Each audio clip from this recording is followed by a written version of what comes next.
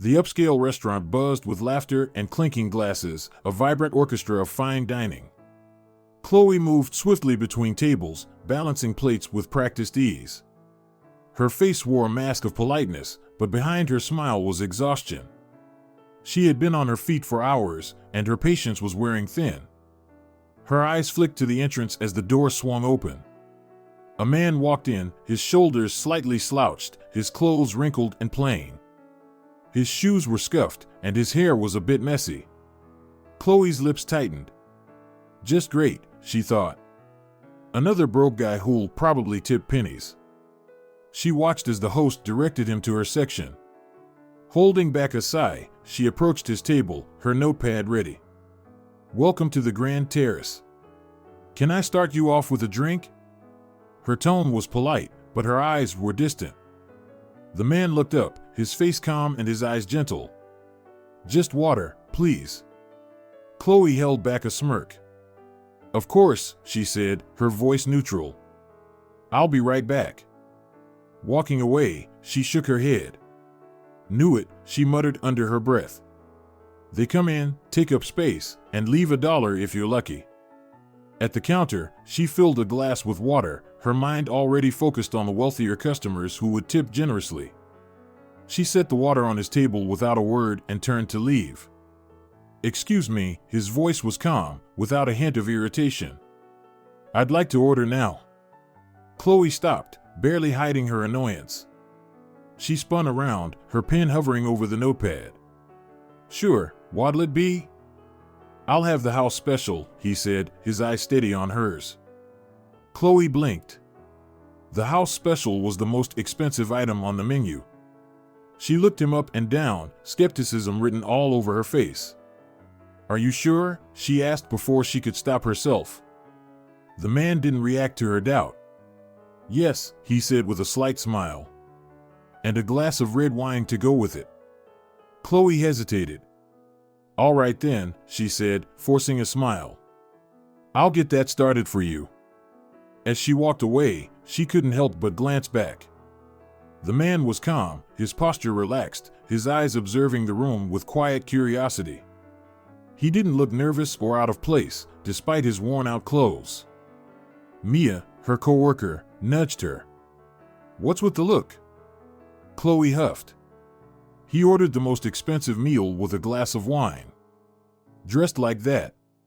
Bet he's trying to show off and won't be able to pay." Mia shrugged. "Maybe he just likes good food.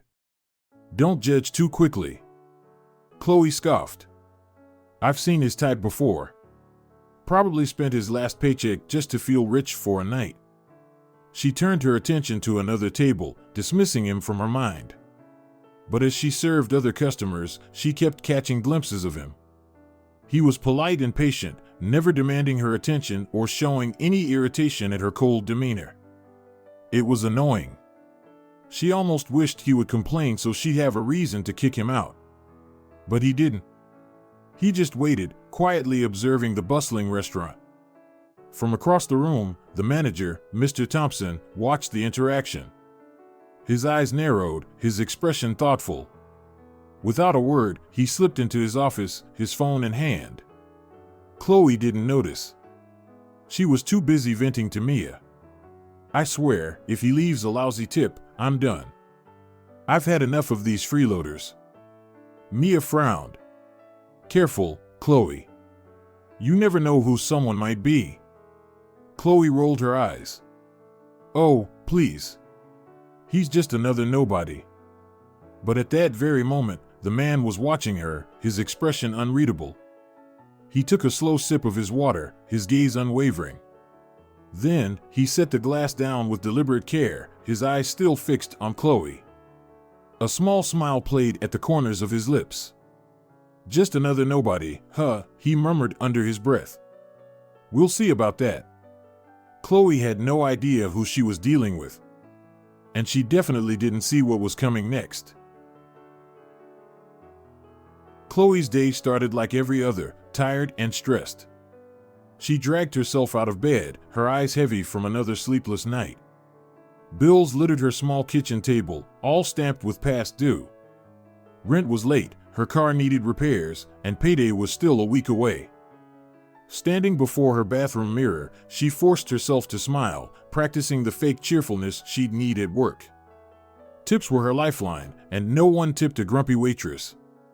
The Grand Terrace was the most upscale restaurant in town, famous for its lavish menu and wealthy clientele. Chloe had been working there for over 3 years, hustling every night just to scrape by. She watched customers spend more on a single meal than she earned in a week. Yet, despite their wealth, some tipped poorly or not at all. She had learned to spot them, the generous ones and the stingy ones.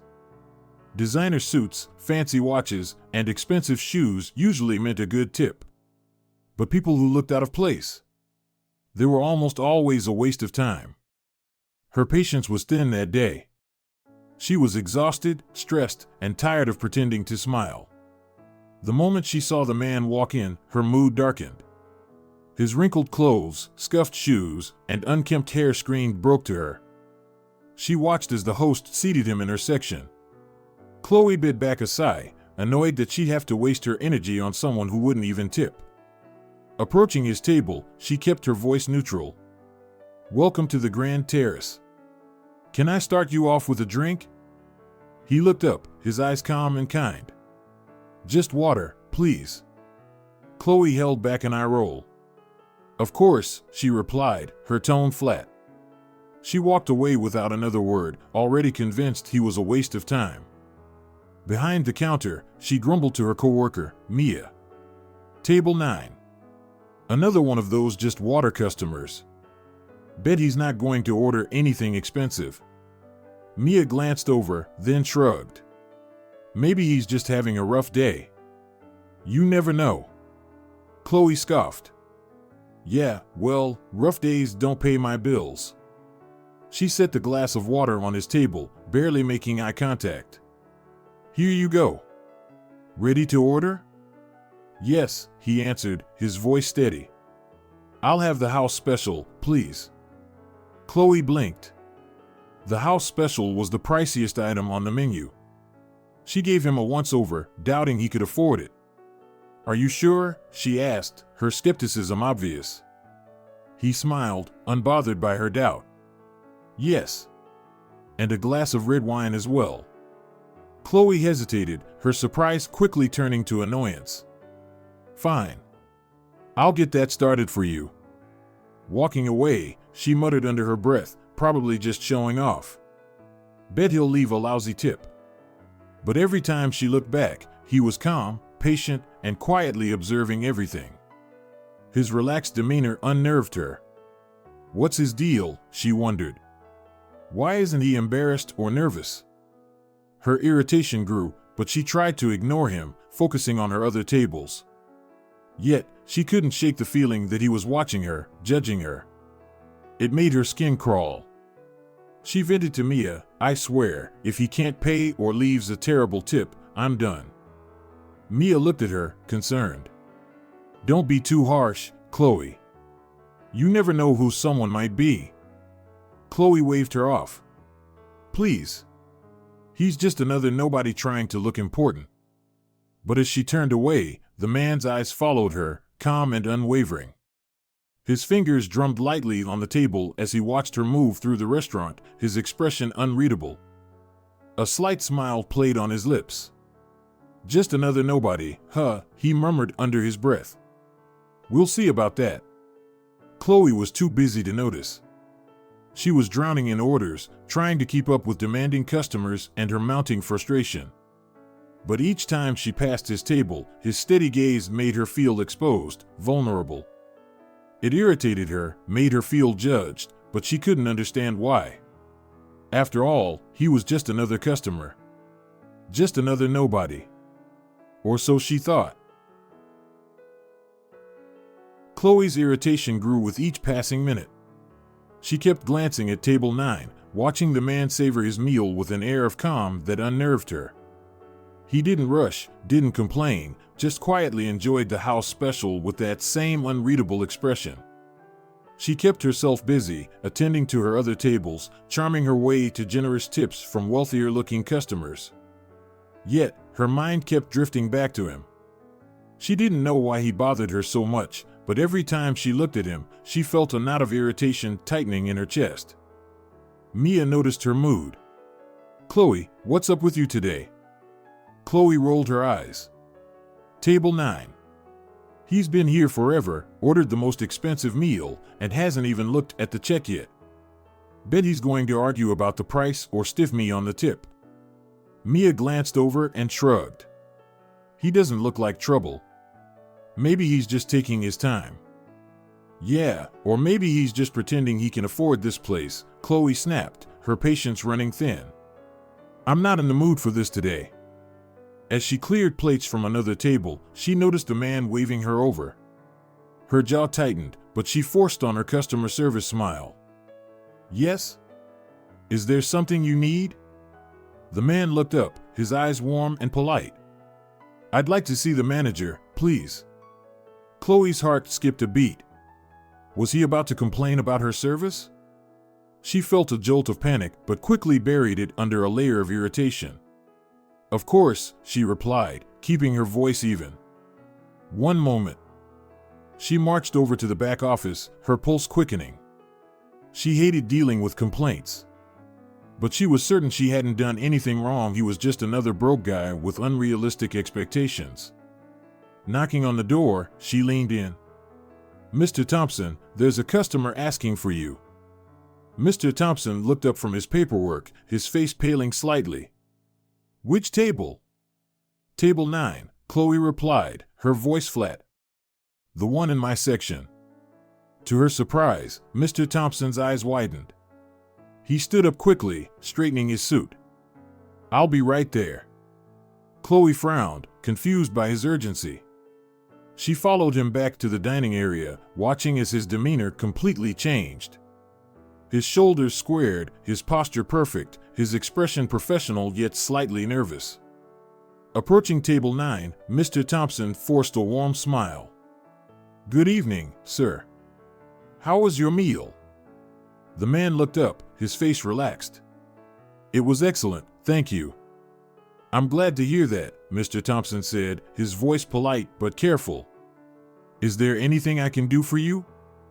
The man set down his glass, his gaze steady. "Yes, actually. I'd like to talk about the service." Chloe felt her stomach drop. Here it comes, she thought, preparing herself for the worst. The man's eyes flicked to Chloe, who stood rigid beside her manager. "I've been observing the service tonight," he began, his tone even. "And I must say, it was quite revealing." Mr. Thompson's face turned pale. I'm sorry, sir. If there was any issue, I'd like to personally apologize." The man waved his hand dismissively. "No need for apologies, yet." He leaned back, his posture relaxed but commanding. "I'm more interested in understanding how you run things around here." Mr. Thompson's eyes widened, panic flashing across his face. I'm not sure what you mean, sir." The man's smile didn't reach his eyes. "You don't recognize me, do you?" Chloe felt her heart pound in her chest. She looked at her manager, who was visibly sweating now. I'm sorry, sir. Should I?" The man reached into his pocket and pulled out a business card, placing it on the table. "My name is David Langston." Chloe's eyes darted to the card, her breath catching in her throat. Langston, as in the Langston Group, the company that owned the Grand Terrace. She looked at Mr. Thompson, who had turned ghostly pale. David continued, his voice calm but firm. "I inherited my father's businesses, including this restaurant. I've been visiting my establishments undercover to see how they're being managed." His gaze shifted to Chloe, his eyes sharp. "And how the staff are treating customers." Chloe's blood ran cold. Her knees wobbled, and she gripped the back of a chair for support. Her mind raced, replaying every interaction she had with him. The cold tone, the dismissive attitude, the judgmental looks. She felt a wave of nausea rise. Mr. Thompson stammered, his voice shaky. "And Mr. Langston, I didn't realize. I had no idea." That much is clear, David replied, his eyes never leaving Chloe. I saw excellent service from some of your staff. Mia, for example, was polite and attentive. But others, well, let's just say they clearly judge customers by appearances. Chloe's face flushed with shame. She wanted to speak, to defend herself, but the words died in her throat. She felt exposed, vulnerable, and deeply humiliated. David stood up, his demeanor cold. I value character and integrity, Mr. Thompson. I don't tolerate employees who judge, disrespect, or mistreat customers based on assumptions. Mr. Thompson's shoulders sagged, his head bowing. I understand, sir. I'll make the necessary changes. David's eyes flicked to Chloe, his voice firm. Start with her. She's fired. Chloe's world shattered. Her mouth opened, but no words came out. Her vision blurred with tears of shock and humiliation. She had judged him, looked down on him, and now she was paying the price.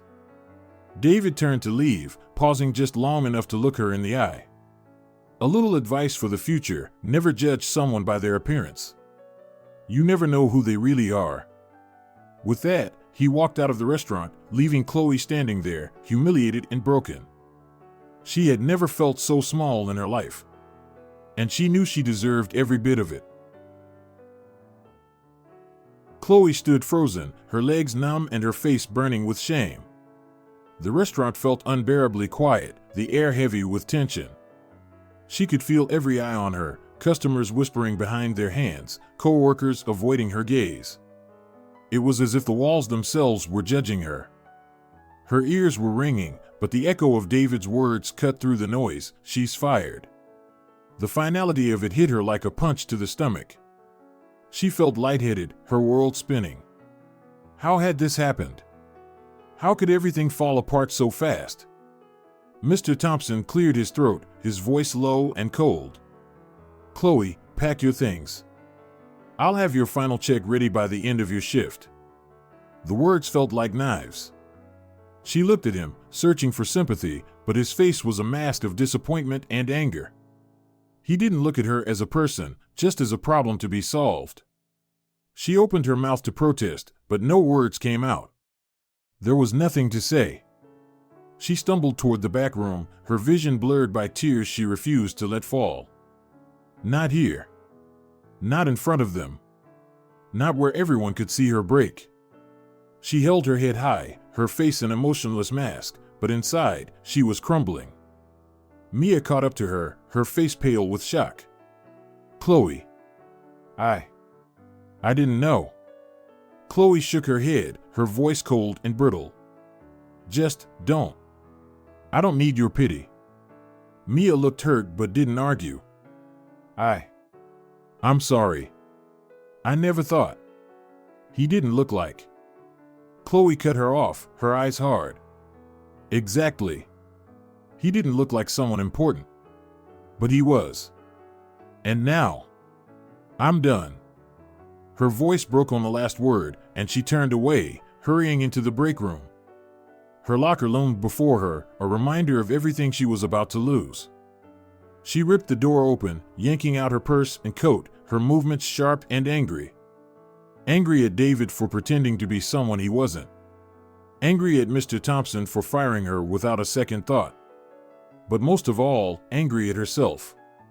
She knew she had been rude. She knew she had judged him. But she never imagined it would cost her everything. She felt her chest tighten, shame flooding her body, making it hard to breathe. The door creaked open, and she stiffened, expecting Mia. But it was Mr. Thompson. His face was cold, his arms crossed. Chloe, I need your uniform back. Leave it here before you go. Chloe's hands clenched into fists. It wasn't enough to fire her. He had to take her dignity too. But she was in no position to fight. She nodded, not trusting herself to speak. He turned to leave but hesitated. For what it's worth, you were one of our best. But today you showed your true colors. And I can't have that here. The words cut deep. He didn't even look back as he walked out, the door swinging shut behind him. Chloe stood there, her shoulders shaking, her nails digging into her palms. She didn't cry. She wouldn't give them the satisfaction. But she felt hollow, empty, like she was falling into a pit she couldn't escape. She changed out of her uniform, leaving it crumpled on the bench. It felt wrong, leaving behind a piece of herself, a part of her identity. But it wasn't hers anymore. She didn't belong here. Her walk to the exit was long and humiliating. The other waitresses looked away, pretending not to see her. The kitchen staff whispered behind their hands. Customers glanced over curiously, murmuring to each other. She kept her head high, her face expressionless, her steps steady. But her heart was breaking. This job wasn't just a paycheck, it was her lifeline. It was the only thing keeping her afloat, and now she had nothing. Stepping outside, the cold air hit her face like a slap. The world was dark, the streetlights casting shadows on the pavement. She looked back at the restaurant, the warm glow of the dining room mocking her, a world she was no longer a part of. Her phone buzzed, a notification from her bank, low balance alert. Her throat tightened, panic clawing at her chest. She didn't have any savings. She barely had enough to get through the week. And now, with no job, she sank onto the curb, her hands shaking. She had no backup plan, no safety net. This job was everything, and she had thrown it away because of her own arrogance and judgment. All because she looked down on a man who didn't fit her idea of wealth. All because she judged him before she knew him. The realization hit her hard, guilt washing over her like a wave. She thought back to his calm eyes, his gentle smile, the way he never once showed anger or impatience. He could have humiliated her, yelled at her, but he didn't. He just exposed the truth, her truth. Tears finally fell, hot and bitter, and she didn't bother wiping them away. She had lost everything because of her own prejudice and bitterness. Chloe buried her face in her hands, shame burning her cheeks. She wasn't just fired. She was humiliated, exposed, broken. And it was all her fault. Her mind raced, panicking as she realized what came next: eviction, debt, more broken dreams. She had no one to blame but herself. She thought she knew people. She thought she could judge them with a glance. But she was wrong. So wrong. And now, she was paying the price. A week later, Chloe stood outside the employment office, a stack of rejection letters clutched in her shaking hands. Every interview ended the same way: a polite smile, a fake promise to keep her resume on file, and the cold reality of rejection. Her stomach churned with hunger, and her savings were almost gone. Rent was due in 3 days, and she had no idea how she would pay it. She felt trapped, desperate, and utterly alone. Walking down the street, she passed by the Grand Terrace. She stopped, staring at the glowing windows, her chest tightening. She could see Mia inside, serving customers with a smile, her place now filled by someone else. Chloe's eyes burned, but she forced herself to keep walking. There was no point dwelling on what was lost. She needed to find a new job, any job, to survive. But as she turned the corner, she froze. David Langston stood outside a small coffee shop, casually dressed in jeans and a jacket, a cup of coffee in his hand. He looked nothing like the powerful businessman who had fired her. He looked ordinary. Her heart raced. She wanted to run, to hide, but her feet refused to move. He looked up, his eyes locking with hers. There was no anger in his gaze, only curiosity. He smiled, a soft, knowing smile. Chloe, right? She felt her cheeks burn with humiliation. She wanted to disappear, to escape the reminder of her failure. But she couldn't move. She managed a nod, her voice barely above a whisper. Yes, that's me. David glanced at his watch, then back at her. Do you have a moment? I'd like to talk. Panic surged through her. Talk? About what? About how she judged him, disrespected him, and lost everything because of it. Her mouth went dry, but she managed to nod again. Sure. I have time. They walked into the coffee shop, the warm air and rich scent of coffee enveloping them. David ordered for both of them, leading her to a quiet corner table. For a moment, neither of them spoke. Chloe stared at her cup, her fingers trembling. She couldn't look at him, couldn't face the person who had shattered her world. But David's voice was gentle. I want to apologize. Her head snapped up, her eyes wide with disbelief. You want to apologize? Why? David leaned back, his expression thoughtful. I was hard on you. I was testing the staff to see who treated people with respect, no matter their appearance. And yes, you failed that test. But I understand why. Chloe's eyes filled with tears. You don't understand. I was terrible. I judged you. I looked down on you. And now, I've lost everything because of it. David's gaze softened. I do understand. I watched you that night.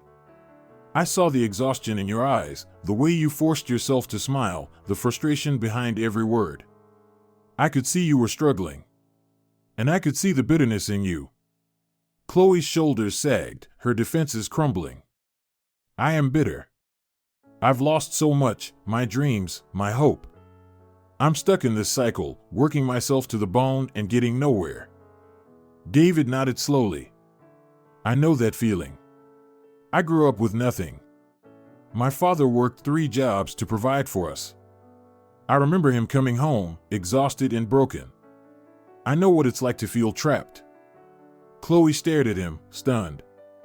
But you're rich. You own restaurants, companies, how did you? He smiled, his eyes distant. My father worked his way up, saved every penny, and built his own business. I inherited it, but I never forgot where we came from.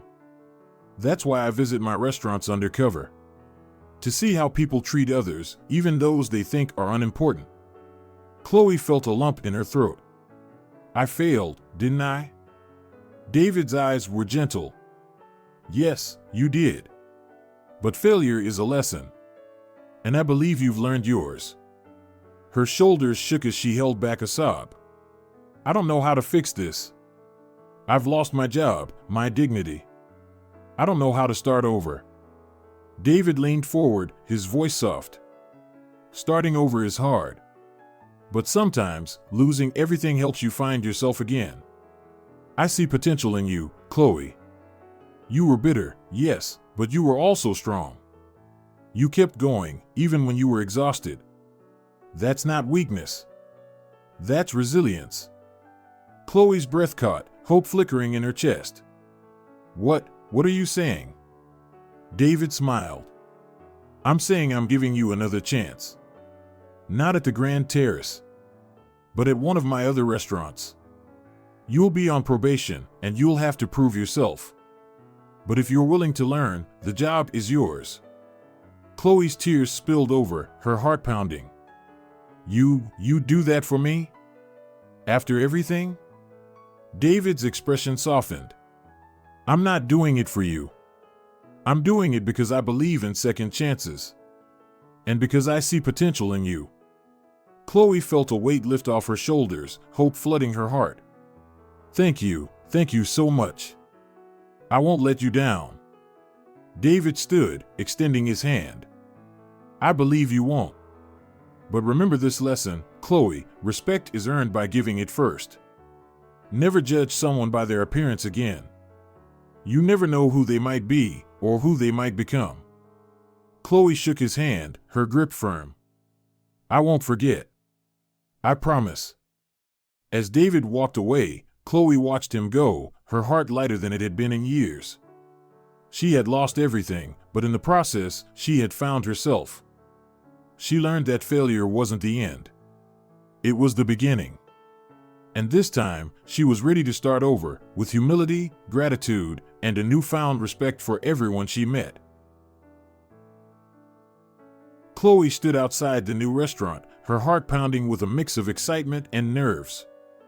The sign above the door read Langston's Kitchen in elegant gold letters. It was one of David's smaller establishments, known for its warm atmosphere and loyal customers. A fresh start. A second chance. She took a deep breath, adjusting her uniform. It felt strange, wearing a name tag again, stepping back into the role she had once resented. But this time, it was different. She was different. Walking through the door, she was greeted by warm smiles and friendly faces. The staff welcomed her without judgment, without knowing her past. She was just Chloe, the new girl, eager to learn and ready to prove herself. The first few days were tough. She fumbled with orders, struggled to keep up during the dinner rush, and made mistakes. But she owned every error, apologized sincerely, and never complained. She was determined to earn her place. David visited the restaurant once during her shift. He didn't speak to her, only watched from a distance. But she could feel his eyes on her, silently assessing her progress. It was a reminder that this was her chance to prove him right, to prove herself worthy of his trust. Chloe went out of her way to treat every customer with respect. It didn't matter if they were dressed in designer clothes or simple jeans, if they ordered the cheapest item on the menu or the most expensive. She served each one with genuine warmth, a lesson she learned the hard way. She even caught herself smiling, real smiles, not the forced ones she used to wear. She found herself enjoying the interactions, laughing with regulars, and feeling a sense of purpose she hadn't known before. The bitterness that once poisoned her heart began to fade, replaced by gratitude. Gratitude for the second chance, for the opportunity to start over, and for the lesson she had learned, that respect is earned by giving it first. One evening, as she cleared a table, she overheard a customer complain about the price of their meal. Her chest tightened, a flash of her old self ready to snap back. But she stopped, took a deep breath, and approached them with empathy. "I'm sorry you feel that way," she said kindly. "We aim to provide the best experience, and if there's anything I can do to make your evening better, please let me know." The customer's face softened, their anger fading. "Thank you," they said, surprised by her sincerity. "That's really kind of you." Chloe smiled, a genuine warmth in her eyes. "I'm here to help. We appreciate you choosing to dine with us." She walked away, her heart light, realizing how far she had come. She no longer felt the need to judge or assume. She no longer carried bitterness in her chest. She was free. That night, David approached her as she was closing up. He leaned against the counter, his arms crossed, a proud smile on his face. "You've come a long way, Chloe." Chloe looked up, her eyes shining with gratitude. "I couldn't have done it without you. Without the second chance you gave me." David's gaze softened. "I gave you the chance, but you did the work. You chose to change. You chose to grow. I just gave you the opportunity to show who you truly are." Chloe felt tears prick at her eyes. "Thank you for believing in me." David smiled. "Everyone deserves a second chance, Chloe. But not everyone is brave enough to take it." Chloe watched as he walked away, his words echoing in her heart. She realized that he hadn't just given her a job. He had given her a new perspective, a new beginning, and the courage to rewrite her story. Turning off the lights, Chloe locked the door, stepping out into the cool night air. She looked up at the sign above the door, Langston's Kitchen, a symbol of her second chance, of the man who taught her the value of humility and respect. She walked down the street, her head held high, her heart full of hope. She was no longer the bitter, judgmental waitress. She was someone new. Someone better. And as she moved forward, she carried the lesson with her: never judge someone by their appearance, because you never know their story. Have you ever misjudged someone based on appearances? Have you ever been given a second chance? Share your story in the comments below. We'd love to hear from you. If you found this story inspiring or thought-provoking, don't forget to like this video and subscribe for more stories that move your heart and challenge your perspective. And remember, everyone has a story. Everyone deserves respect. And sometimes, second chances are all it takes to change a life. Thank you for watching, and we'll see you in the next video.